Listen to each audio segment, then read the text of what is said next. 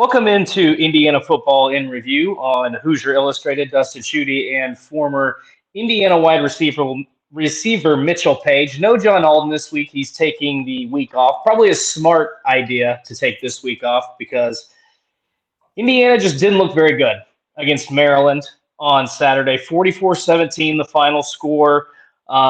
We can talk about the game. We can talk about a lot of different things, Mitchell, but two big things were really from the get-go. Indiana kind of looked flat, didn't look ready to go in a Big Ten conference game against a Maryland team that we knew was going to be pretty explosive.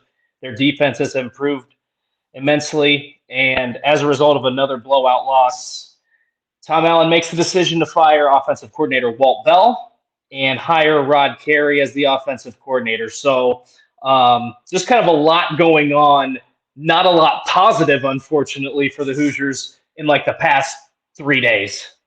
Yeah. I was surprised, not necessarily by the game, but by Tom Allen.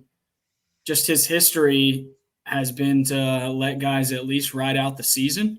And that was a pretty quick action, which I think was necessary. And I liked the concept of the option at the beginning, because I think we've shown we are not an improved offensive line hardly at all. And the option does allow you to block some guys with reads rather than actually having to block people.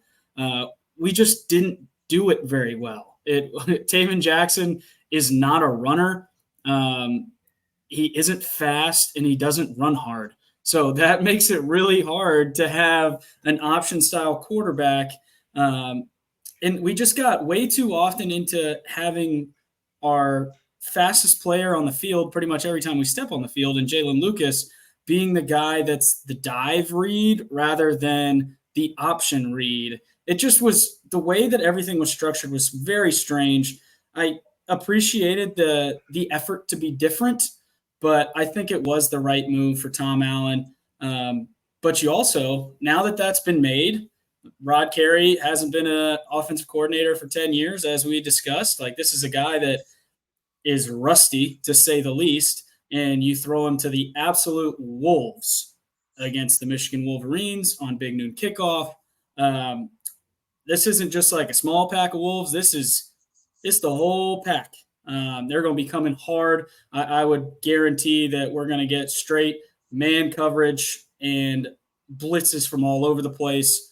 You take out Taven Jackson, and whether it was necessary or not, I don't know. It's a true freshman quarterback that's got no momentum, has no real option to do anything. And as a freshman, you're shaky in confidence already. It was nice to get the 2 touchdowns after they were already down 41-3 or whatever it was, but don't let the score fool you. If you didn't watch the game, that was never competitive. What'd they score? I'm more concerned, honestly, with the way that the defense is playing than anything. Tom Allen is a defensive guy. The Hoosiers pride themselves on defense. We talked about after Ohio State, especially into Indiana State, how improved the defense was. They were playing with some tenacity, and I really think the only guy that continues to do that is Aaron Casey. And unfortunately, this isn't basketball. One guy can't make all the plays. So it's been really disappointing. I think Maryland scored 3 touchdowns on their first 4 plays of the game, if I don't remember correctly. And the problem was they weren't 70-yard touchdowns. Somehow they were 30-yard touchdowns. Their first 3 possessions started on our side of the 50. Just really poor game management, clock management, momentum management. The list goes on, and we're just kind of in free fall mode. I'm not sure what else to say. Yeah, so one thing that stood out to me, and you mentioned the defense, but before we kind of get onto that, I guess I got 2 points I want to make. What was interesting to me and what I thought maybe would have led to Walt Bell's termination is the first couple possessions, and I don't know how many it was, 3 or 4, it just looked like they were playing way too conservative. And then when they tried to open things up in the passing game in particular, it was working. Now, they didn't score points, but they were able to move the ball. And we had mentioned on this podcast before that I thought Indiana doesn't have to always score 40 points. I mean, I know you'd like it if that was the case, with you were averaging 50 points per game, right? But they don't have to score 40 points. If they can keep the Maryland offense sidelined, give their defense a break and have positive possessions, maybe even just get some field goals out of the deal, I'm not saying it's a completely different game, but maybe the score looks a little bit better. It just was bizarre to me that for the first, like I said, 3 or 4 possessions, they played so conservatively in their offensive play calling when they started throwing the ball down the field and getting a little bit more aggressive, that stuff was working. So when that, and it kind of speaks to how the first 5 games of this season have gone. Now you're 2-3. Ohio State, they started slow, got down 21-0 to Louisville at halftime before they started to open the playbook up a little bit in the second half. Like, at what point, like, to me, that's a little bit on the head coach too, right? That's got to fall on Tom Allen. Like, hey, this stuff's working when we're aggressive. Why are we not doing this? To me, your most successful drive should be the scripted drives. And it was just so, it seemed to me that Walt Bell's play calling there was so lazy. It looked better as the game progressed. And I know that Maryland had some, probably had some second and third string guys that were coming in that made it look a little bit better. But even in the first half, when they started throwing the ball down the field, yeah, it didn't result in points all the time, but they were moving the football. They were picking up yardage, which to me at least shows that there is some sign of success there. I just don't understand why they have refused to do that those first couple possessions on those scripted drives the first couple games of the season. Yeah, it felt almost like we were trying really hard not to lose by 50. And I'm going to continue to harp on it because hopefully we never have to see it again. The speed option into the boundary on 3rd and 8 is got to be the worst play in college football. Saw that a bunch. It just doesn't – when you're a team like Indiana that really has nothing to lose, you've got no momentum, you've essentially lost the fan base. I don't even want to know what the next home game is going to look like, unfortunately. And that sucks to say as a former player. That place, when it's packed and rocking, is as good as anywhere that we play.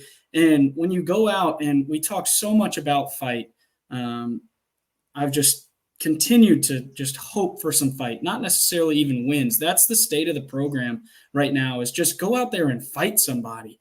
And I don't think that it's really on the players. I think the players are fighting.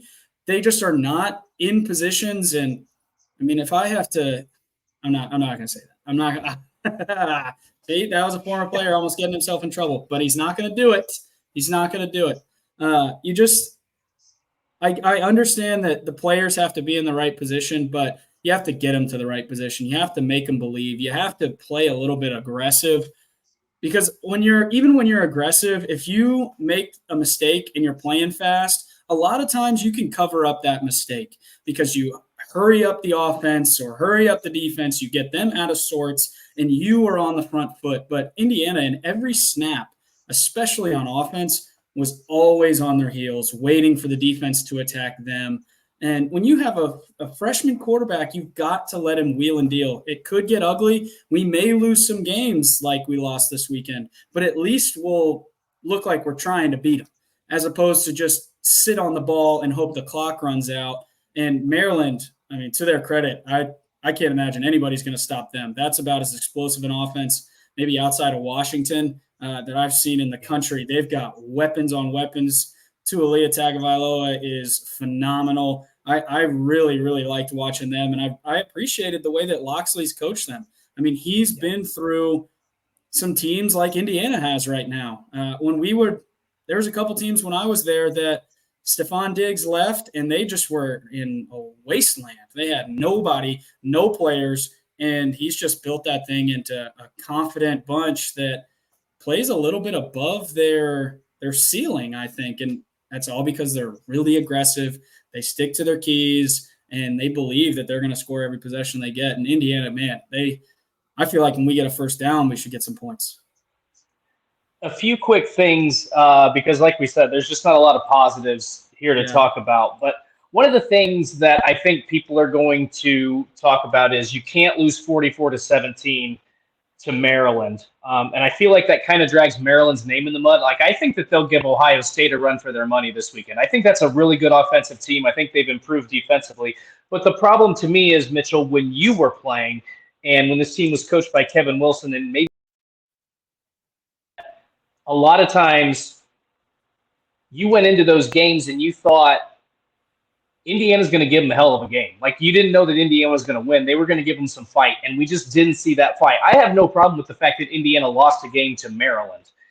So I'm not just looking at the front of the jersey. It's the way they lost and their lack of competitiveness that really stood out to me. And I remember Urban Meyer a few years going, talking about a matchup between Ohio State and Indiana, and saying those guys, those teams have some dudes on them. Like, those guys have some starters that would start at Ohio State, Penn State, Michigan. And so it was just that lack of competitive nature. The last thought I want to get from you is, obviously we've made some coaching change, or Indiana made some coaching changes. You go into the bye week. What has to be the mentality here for these next couple of weeks to try to get back on track and not look like it looked, against Maryland this past week and even Akron the week before? Yeah, I think that's the big question, right? You've sucked the air out of the building about as much as you can. The only way to salvage anything out of this year, I thought they were going to have a hard time beating a lot of teams on their schedule. To go back to kind of what you were saying, when you look at the schedule at the beginning of the year, because Maryland isn't Michigan, Ohio State, or Penn State, you kind of circle them as, we got to beat them if we want to get to a bowl game. And Maryland is just not that caliber of team. They are really good, and they're going to be a problem for everybody in the Big Ten, the Big Ten East, those big three included. They are really, really good. So I'm excited to see what they do. But most importantly, they've got 2 weeks. And to go back a little with the Akron game, when you're not preparing the way that you should be already, there's definitely a tendency, and the easy thing to do would be to just throw your hands up and basically surrender and play 7 more games like they just played, chalk it, go to next year. The only way to salvage something like this is you've got a fresh guy in there. He's got a completely different philosophy that he's going to try to mold to what Walt Bell was doing a little bit, because that's what they practiced all summer. But you kind of got to let the balls roll. Like, you got to just throw the balls out, let them play. I would really like to see it. You talk about the scripted plays. Those are the plays that really good coaches draw up a design play, probably 10 to 15 of these things that are likely to get things moving. I would love to see 4 or 5 deep plays, whether it's double post or even just a down the field kind of RPO, because Taven Jackson's been really good in the RPO game. I would love to see just things that make it very easy for him, single read on a linebacker. If he takes a step up, throw it. If he takes a step back, hand it. But you have to play the numbers game and let him get loose. You've got guys that are running. They're running open. They're making some plays. You have to roll the balls out and let them open up a little bit and live with whatever happens. You can't be on the back foot, because we saw what happens when you do that. I hope they throw the balls out and let them just run goes and be aggressive, and let's go down with a fight if we're going to go down, because we haven't seen that yet. And it's as good a chance as anything. And it only gets harder. Michigan is not to be messed with, as we've seen. Watching them play Nebraska was about as suffocating as I think it could have been. And they're not going to take a break just because it's Indiana. So I would expect a lot of the same out of them. We're going to need to be our best times 2 probably to be in the game. And I think the way you get the momentum early is to take shots down the field and hopefully hit a couple of them. Well, not to incorporate another coach or another team into this podcast, but I did hear Matt Rule say that after that 45-7 loss that they suffered to Michigan, they had a full practice on Sunday night, and he just let the guys go out and have fun playing football. And maybe that's something that Indiana and Tom Allen need to incorporate after that 44-17 loss to Maryland. The Hoosiers are on a bye week this Saturday. Then they go to Ann Arbor for big noon kickoff on October 14th. And we will return with more thoughts on Indiana football in the near future here on HoosierIllustrated.com. Thanks for tuning in. Bam. Oh.